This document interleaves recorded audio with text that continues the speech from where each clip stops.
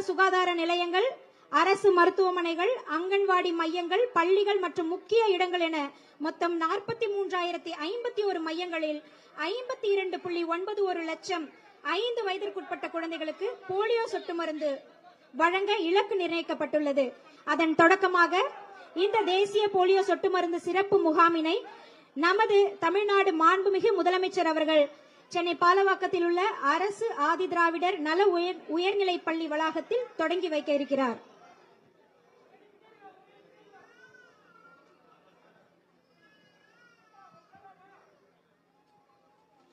புலம்பெயர்ந்து வாழும் பெற்றோர்களின் குழந்தைகளுக்கும் முகாம் நாளன்று போலியோ சொட்டு மருந்து வழங்கப்படும்.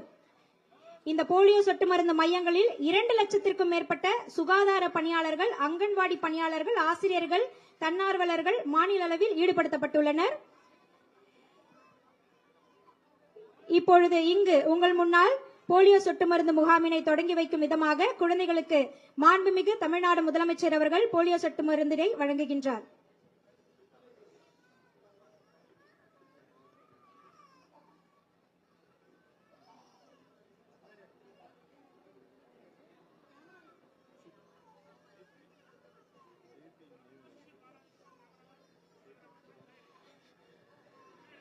செல்ல குழந்தைக்கு 2 துளி போலியோ சொட்டு மருந்தினை வழங்கி அந்த குழந்தையின் எதிர்காலத்திற்கு ஒளி வீசும் வகையில் இன்றைய போலியோ சொட்டு மருந்து முகாம் மிக சிறப்பாக மாண்புமிகு தமிழ்நாடு முதலமைச்சர் அவர்களின் கரங்களால் தொடங்கி வைக்கப்பட்டுள்ளது.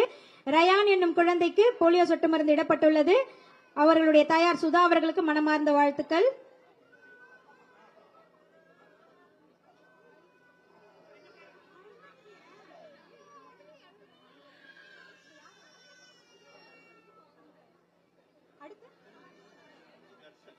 அடுத்ததாக குழந்தை தர்ஷனுக்கு போலியோ சொட்டு மருந்து வழங்கப்படுகிறது. உண்ணாமலை தாயார் அவருக்கு எங்களுடைய மனமார்ந்த வாழ்த்துக்கள். இந்த 2 துளிகள் நிச்சயமாக உங்களுடைய குழந்தையினுடைய எதிர்காலத்திற்கு வலிமை சேர்க்கும். குழந்தை தர்ஷனுக்கு போலியோ சொட்டு மருந்து வழங்கப்படுகிறது.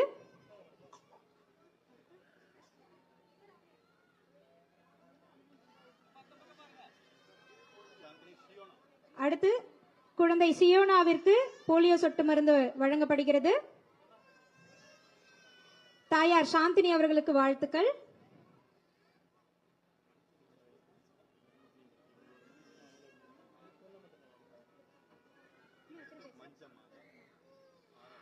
அடுத்ததாக